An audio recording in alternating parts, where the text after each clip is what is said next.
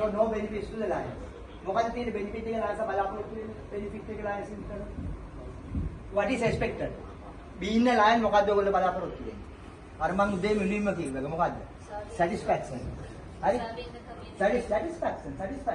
සතුට සංසුෂ්ටිය බලාපොරොත්තු වෙන්නේ. ඒ සංසුෂ්ටිය නැත්නම් මොකද්ද? not echo club එකේ team work එකක්. හරි? ඒක උත්තරේ build a team work. හරි? එතකොට club එකේ කට්ටිය එකතු වෙලා problem එක solve අහලා කට්ටිය එක්ක leadership team work එක build කරගන්නවා. දෙවෙනි එක no activities to get involved. හරි? එතකොට activities හදාගන්න. තුන්වෙනි එක individual expectations not met.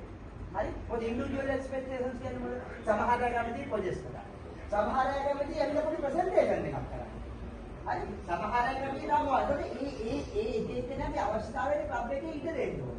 For multiple requirements you have to pave a way in your club. හරි? projects කරන්න ඕනේ අයට projects කරන්න දෙන්න ඕනේ.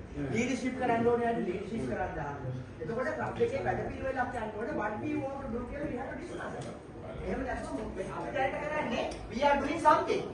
We are doing something. among the club members අපි discuss කරන්න ඕනේ. හරි මොනවද කරන්නේ? what is your interest? අපි මොනවද එතකොට කියයි. අපි මෙහෙම දැන් මම එන ideas. දැන් මම මෙතන brainstorm වෙනකොට මොනතරම් ideas එනවද? ඒ ideas ටික club එකේදී අරගෙන හැමෝගෙම satisfaction එක පුළුවන් විදිහට